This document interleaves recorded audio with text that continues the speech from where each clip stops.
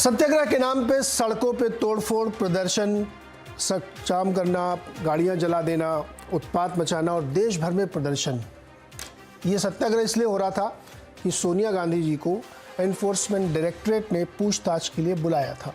तो कांग्रेस के कार्यकर्ता सड़कों पे उतर के प्रतीकात्मक तरह से इसका विरोध कर रहे थे। नाम था सत्याग्रह, लेकिन ये कैसा सत्याग्रह है कि अगर एक कानूनी प्रक्रिया पूरी करने के लिए किसी को बुलाया जा रहा है तो उसके बुलाने के विरोध में सड़कों पे उतर के प्रदर्शन करना, गाड़ियों की तोड़फोड़ करना, रोड जैम करना, ये किस प्रकार का सत्याग्रह? गांधी जी ने तो इस सत्याग्रह की बात नहीं की थी, लेकिन आजकल ये हो रहा है। इससे पहले जब राहुल गांधी जी को बुलाया गया था ईडी के दफ्तर में, तब भी ऐसा ही हुआ था और काफ़ी ज़्यादा रकस हुआ था सड़कों पे। आज फिर वैसा ही नज़ारा मिला और शायद आगे जब दोबारा जाएंगी पूछताछ के लिए तो शायद फिर ऐसा ही आपको देखने को मिले। ये किस तरीके का चरित्र है राजनीति का, लोकतंत्र का, जहाँ पे नेताओं से अगर पूछताछ हो रही है तो इस तरीके के प्रदर्शन हो रहे हैं। लेकिन इसी की दूसरी तरफ का एक पहलू ये भी है कि आरोप है कि सरकार ईडी के जरिए विपक्ष के नेताओं को परेशान करती है, वो उसको इस्तेमाल करती है, वेपनाइज कर लिया है उसने ईडी को।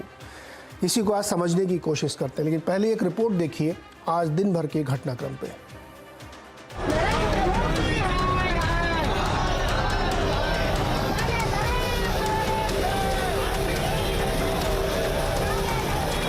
कांग्रेस का ये विरोध प्रदर्शन महंगाई या आम जनता के किसी मुद्दे को लेकर नहीं है, बल्कि सोनिया गांधी से ईडी की पूछताछ के विरोध में है।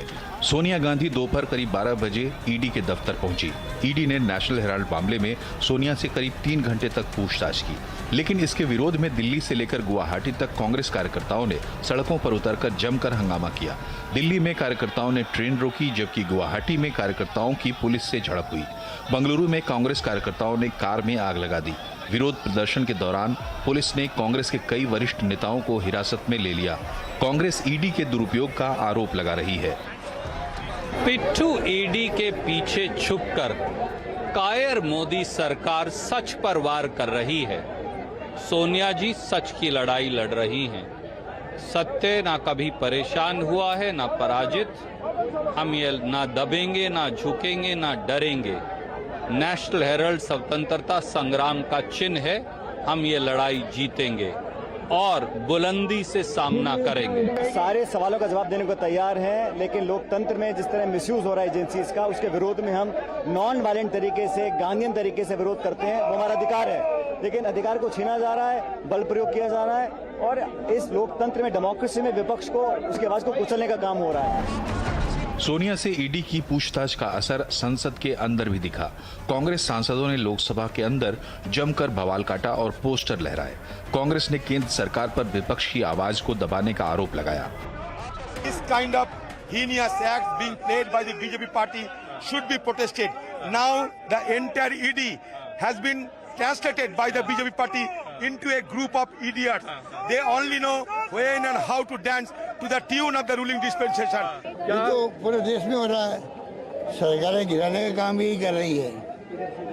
जिस रूप में ईडी का, इनकम टैक्स का, सीबीआई का दुरुपयोग हो रहा है, वो तो जग जाहिर है, कोई नई बात तो है नहीं। इधर बीजेपी कांग्रेस के प्रदर्शन पर सवाल खड़े कर रही है। बीजेपी कांग्रेस के विरोध प्रदर्शन को कानून के खिलाफ बता रही है। अगर गांधी परिवार बेदाग है तो अब बेहाल क्यों? अगर गांधी परिवार ने भ्रष्टाचार नहीं किया तो हंगामा क्यों? आखिरकार भारत के नागरिकों से अगर किसी ने भ्रष्टाचार किया हो, उससे पूछताछ करना जांच एजेंसियों का काम है। तो क्या गांधी परिवार के लिए कानून अलग से बने? कि कांग्रेस पार्टी तो परिवार की जेबी संस्था हो चुकी है, उनके नेता भी जेब में हैं। अब कांग्रेस पार्टी की संपत्ति भी परिवार के जेब में लाई जा रही है, यही ये मामला है। पिछले महीने ईडी ने नेशनल हेराल्ड केस में राहुल गांधी से भी पूछताछ की थी। उस वक्त भी कांग्रेस कार्यकर्ताओं ने सड़कों पर उतरकर जमकर हंगामा किया था। नेशनल हेराल्ड केस में फिलहाल सोनिया और राहुल गांधी जमानत पर हैं। नवंबर 2012 में सुब्रमण्यन स्वामी ने दिल्ली की पटियाला हाउस कोर्ट में याचिका देकर नेशनल हेराल्ड मामले में सोनिया और राहुल गांधी समेत 5 लोगों पर पैसों की हेराफेरी के आरोप लगाए थे। सवाल ये है कि क्या नेशनल हेराल्ड केस में सोनिया और राहुल गांधी फंस गए हैं? क्या कोई राजनीतिक दल किसी कंपनी को लोन दे सकता है? अगर इन सवालों के सही जवाब गांधी परिवार के पास नहीं है तो क्या ईडी की कार्रवाई के खिलाफ कांग्रेस का प्रदर्शन सही है, या पार्टी के इन आरोपों में कोई दम है कि ईडी को विरोधियों की आवाज बंद करने के लिए लगा दिया गया है? तो इस पर बातचीत करने के लिए हमारे साथ जो मेहमान, मैं आपको उनसे परिचय करा दूं। अतुल लोंढे जी हैं, कांग्रेस के प्रवक्ता हैं वो। राकेश त्रिपाठी जी हैं, भारतीय जनता पार्टी की ओर से। और दो बहुत ही वरिष्ठ पत्रकार हमारे साथ हैं, प्रदीप सिंह जी हैं और साथ ही विनोद शर्मा जी, राजनीतिक संपादक हिंदुस्तान टाइम्स के। आप सबका बहुत बहुत स्वागत है। अतुल जी, बहुत सीधा सा सवाल है, सीधा जवाब दीजिएगा। पूछताछ के लिए बुलाया गया तो उसके लिए इतना प्रदर्शन, धरना, गाड़ी फूंक देना, सड़क जाम कर देना, ये जरूरी है?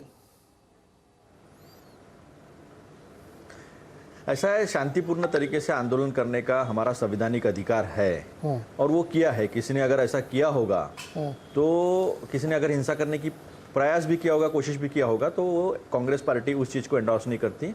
वैष्णव जन तो ये सारे भजन जो उसके तरफ से चल रहे थे। लेकिन मैं केस थोड़ा समझा दूं। जिस तरह से बीजेपी झूठ बोलती है, आईने में खुद को देखकर भी झूठ बोलने का हुनर उन्होंने हासिल किया है, इसलिए थोड़ा केस बता दूं, सुन लीजिएगा। 2015 में सुप्रीम कोर्ट ने कहा कि हमने बर्ड आई व्यू से देखा है, जब आप चार्जेस फ्रेम करोगे तब देखा जाएगा, इसमें कोई केस नहीं है। 1 मई 2015 को हिमांशु कुमार जो है जॉइंट डायरेक्टर ईडी, उन्होंने रेवेन्यू सेक्रेटरी को खत लिख के कहा है इसमें पीएमएलए का कोई केस बनता नहीं है। सुप्रीम कोर्ट ने एक्सपंज कर दिया। खुद जॉइंट डायरेक्टर ने कहा ये बंद होता है। 7 दिसंबर 2015 को हाईकोर्ट में भी ये कहा गया। तो यह सारा एक्सपंज होने के बाद ट्रायल कोर्ट में आप जाइए, ये कहा है, आईटीएटी में जाने के लिए कहा है।